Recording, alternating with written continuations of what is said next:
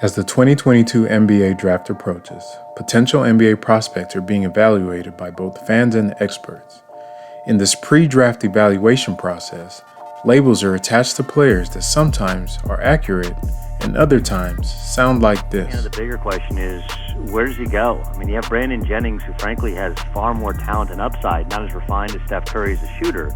But he's been playing a year overseas in Italy, playing sparingly, but improving his game. You have guys like Jeff Teague, Johnny Flynn, Ty Lawson, who we expect to declare for the draft today. Even Drew Holiday at UCLA are seen as guys with more upside. And then you have Steph, who's a spectacular shooter, but not a true point. He's going to measure out at just over 6'1", not at 6'3" that he's listed at. And there's just this sense that he's not the big-time athlete, although he is a big shot maker and a big-time a playmaker in terms of giving the ball, and he can find a way to get in the basket.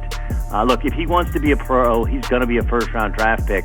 But I think right now his name value is carrying him a little bit more than the actual efficiency on the basketball floor.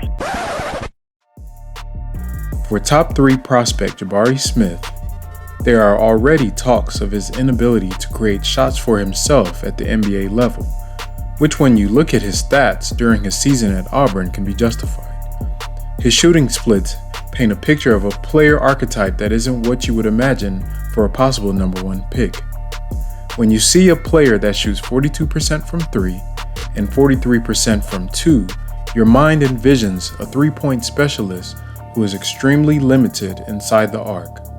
In fact, a StatHead query looking at players in the NBA who shot greater than 40% from 3 while shooting less than 44% from 2 bring up only 2 players, James Jones and Luke Babbitt, both great role players.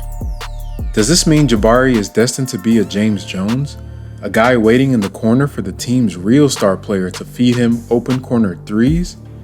Don't be a Gottlieb. One comp for Jabari that people throw around as a form of slander is the term 6'10" Klay Thompson. But is this an insult or a compliment? Interestingly enough, when you look at Klay's freshman year stats from Washington State, they are almost identical to Jabari's at Auburn. To quote the great poet Soulja Boy, bar for bar, Jabari took 12 shots a game, 7 2-pointers and 5 3-pointers, shooting 43% from 2 and 42% from 3. Klay Thompson took 11 shots per game, 6 2-pointers and 5 3-pointers, shooting 42% from 2 and 41% from 3. Now, if the story ends there, then the 6'10" Klay Thompson comp may be accurate, but it doesn't, because Klay Thompson played 2 more years at Washington State, and by the time he entered the NBA draft, his 2-point percentage jumped up to 46%. While shooting close to 40% from 3 on 7 attempts per game. Time is the key to this development. People forget that with these one-and-done athletes, you are evaluating young guys 1 year removed from high school. They are at the beginning of their basketball journeys, and in 3 years, who knows what they will have added to their games. Where Jabari is different from Klay is in the first part of the comp. He is 6'10" with a 7'1" wingspan. He has shown flashes of a mid-post game that he can refine over the years. None of the players in the draft are etched in stone for who they will become, but sign me up any day to draft a 6'10" version of Klay Thompson with a 7'1" wingspan, elite defense, dead-eye shooting, and a mid-post game.